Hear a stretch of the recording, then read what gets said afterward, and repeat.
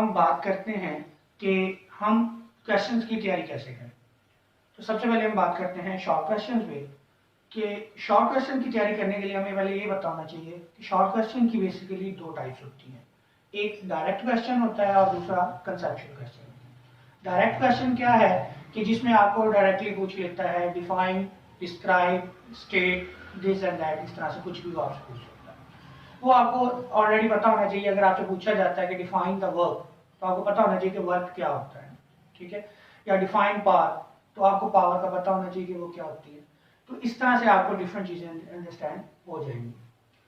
दूसरा जो है कंसेप्चुअल पार्ट, वो कुछ इस तरह से होता है कि उसमें उसके भी फर्दर दो हिस्से होते हैं इस क्वेश्चन के, कि एक इंफॉर्मेटिव पार्ट होता है और दूसरा उसका क्वेश्चनेटिव पार्ट होता है। इंफॉर्मेटिव पार्ट और क्वेश्चनेटिव पार्ट को मिला के वो एक सिनेरियो बनाता है। अब सिनेरियो क्या होता है? सिनेरियो का मतलब है कि वो क्वेश्चन जो है वो किस टॉपिक से है या किन किन टॉपिक का मिक्सचर है। तो जैसे ही अब वो क्वेश्चन आपके साथ मिक्स होता है तो आपको उसका सिनेरियो समझ आ जाता है कि ये क्वेश्चन किस टॉपिक से, आप उसके अकॉर्डिंग उसका आंसर कर सकते हैं। मिसाल के तौर पे वो आपसे ये पूछता है कि दो लोग आपस में खड़े बातें कर रहे हैं और एक के हाथ में एक बैग है और वो स्टिल है, जबकि ऑन द अदर हैंड एक गाड़ी खड़ी है और उस गाड़ी का इंजन स्टार्ट है लेकिन वो भी रुकी हुई है। तो इन दोनों में कॉमन बात क्या हो सकती है? तो अगर आपको पता होगा कि ये क्वेश्चन जो है वो किस टॉपिक से है, तो आपको उसका आंसर करना आसान हो जाएगा, क्योंकि आपको उस टॉपिक के बारे में आइडिया होगा, उसकी डिटेल होगी।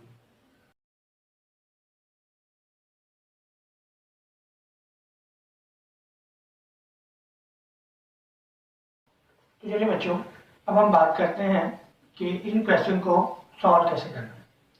मिसाल के तौर पे अगर आपके पास क्वेश्चन आता है डिफाइन वेलोसिटी, तो सबसे पहले आपने हेडिंग देनी है डेफिनेशन की और उसके अंदर उसकी डेफिनेशन लिख देनी है। फिर आपने फार्मूला की हेडिंग देनी है और फार्मूला लिख देना है। उसके बाद आपने यूनिट की हेडिंग देनी है, तो आपने यूनिट लिख देना है।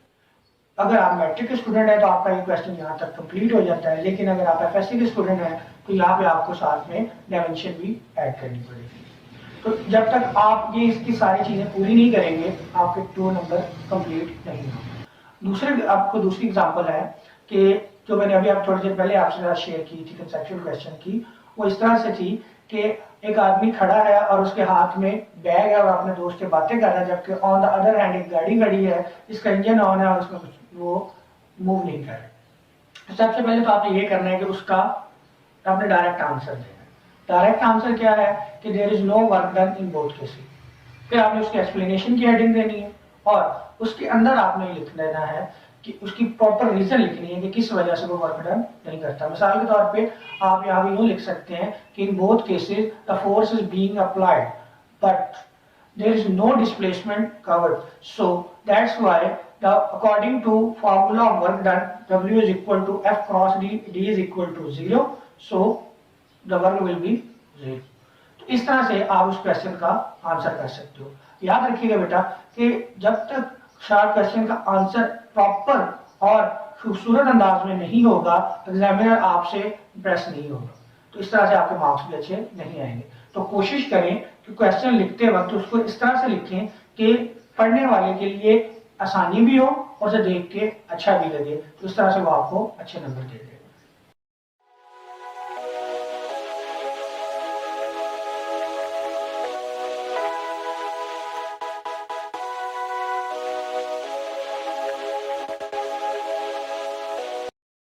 तो चलिए अब चलते हैं बेटे लॉन्ग क्वेश्चन की तरफ।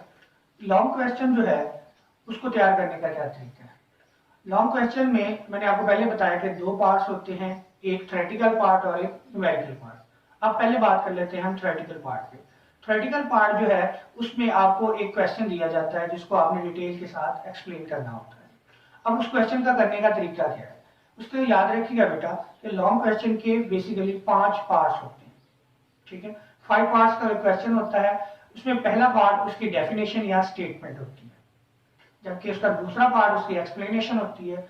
एक्सप्लेनेशन आपको पता होगा कि जिसमें हम लिखते हैं normally consider a body of mass and moving this and that, इस तरह करके हम उसकी एक डिटेल बना देते हैं। एक्सप्लेनेशन के बाद अगली जो हेडिंग आती है वो है फिगर की, और उसके बाद इस फिगर बनाने के बाद जो नेक्स्ट हेडिंग होती है वो है उसके डेरिवेशन की, जो कि एक मैथमेटिकल पार्ट होता है जिसको आपने सॉल्व करना होता है, और उस मैथमेटिकल पार्ट का कोई ना कोई रिजल्ट आता है। उस रिजल्ट के अकॉर्डिंग आपने एक कंक्लूजन या फाइनली अपने एक लाइन एंड पे हेडिंग बना के लिख देनी होती है।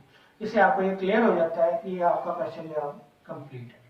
अब मेरी बात बेटा याद रखिएगा कि कोई भी क्वेश्चन है, लॉन्ग क्वेश्चन है, फिजिक्स के अंदर मोस्टली लॉन्ग क्वेश्चन ऐसे होते हैं जिनकी फिगर होती है, लेकिन सबकी फिगर नहीं होती।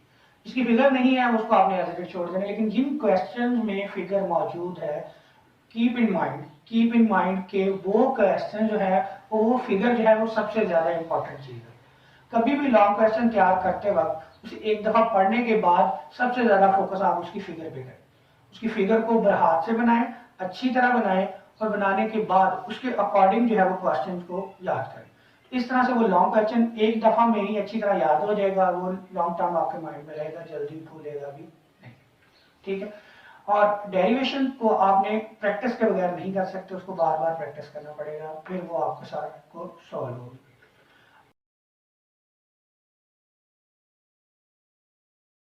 लॉन्ग क्वेश्चन का बी पार्ट जो है वो न्यूमेरिकल होता है। तो न्यूमेरिकल के बेसिकली 4 पॉइंट्स होते हैं, जिसमें पहला पॉइंट होता है डाटा, दूसरा पॉइंट होता है टू फाइंड, तीसरा पॉइंट होता है फॉर्मूला, और चौथा पॉइंट होता है सॉल्यूशन। डाटा क्या चीज है? डाटा वो मैथमेटिकल इंफॉर्मेशन है जो आपको न्यूमेरिकल में गिवन होती है, जबकि जो आपने फाइंड करना है वो भी न्यूमेरिकल में आपको पता होता है। तो लिहाजा जैसे शॉर्ट क्वेश्चन में हमने बात की थी कि शॉर्ट क्वेश्चन के में जो कंसेप्चुअल क्वेश्चन होता है उसके 2 पार्ट होते हैं, इंफॉर्मेटिव और क्वेश्चनेटिव, तो न्यूमेरिकल भी बिल्कुल उसी तरह से ही होता है। आपने उसके अकॉर्डिंग सोचना होता है कि ये न्यूमेरिकल किस टॉपिक से है या किन किन टॉपिक्स का मिक्सचर है, उसके अकॉर्डिंग जो फार्मूला आपको समझ आएंगे वो आपने उसके नीचे लिखते हैं। इसके बाद आप जब सोल्यूशन में जाएंगे तो सोल्यूशन में आपने मैथमेटिकली उस सारे न्यूमेरिकल को सॉल्व कर देना। तो बेटा हमने यहाँ पे ये मैंने आपको एक एग्जांपल शो की है कि आपने न्यूमेरिकल को पेपर के अंदर किस तरह से करना है। आप इसे अच्छी तरह देख लें तो आपको समझ आ जाएगी। चलिए बच्चों, अब हम बात करते हैं कि एमसीक्यूज को किस तरह से तैयार करें। बेटा यहाँ पे एक बात काबिल गौर है कि जब आप शॉर्ट क्वेश्चन तैयार कर लेते हैं, लॉन्ग क्वेश्चन तैयार कर लेते हैं, न्यूमेरिकल तैयार कर लेते हैं, तो आपके एमसीक्यूज ऑटोमेटिकली इनके साथ ही तैयार हो जाते हैं, क्योंकि एमसीक्यूज जो है वो भी टॉपिक्स में से ही आते हैं, वो इनसे अलग नहीं होते।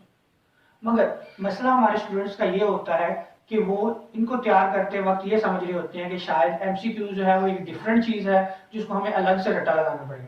ऐसा नहीं होता।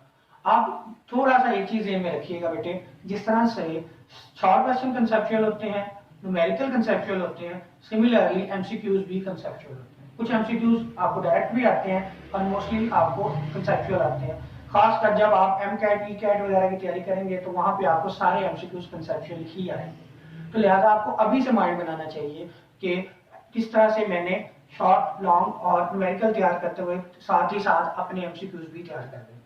उसका तरीका यही होता है कि बेटे जब भी आप जो भी क्वेश्चन याद कर रहे हो तो वहां पे अपने माइंड में एक चीज ये भी साथ साथ रखें कि इसमें से एमसीक्यू कैसे बन सकता है। अगर मैं बनाऊं तो क्या बनाऊंगा, ये बनाऊंगा।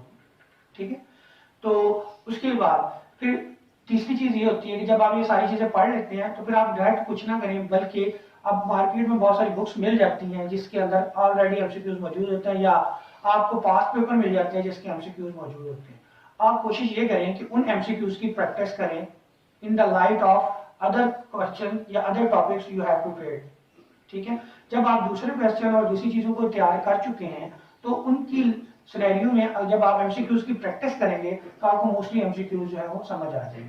ठीक है बेटा, मेरी बात याद रखिएगा कि फिजिक्स के पेपर में बाकी पेपर शायद बहुत आसान होता है, लेकिन आपके कंसेप्चुअल जो है, आपके जो न्यूमेरिकल जो होते हैं वो आसान नहीं होते। उसके लिए आपको थोड़ी सी कोशिश करनी पड़ती है। आसान वो तभी बनते हैं जब आप लोग उसको कंसेप्चुअली पढ़ोगे और बार बार बार बार प्रैक्टिस करोगे, जिस तरह से आपके एमसीक्यूज भी तैयार हो जाए।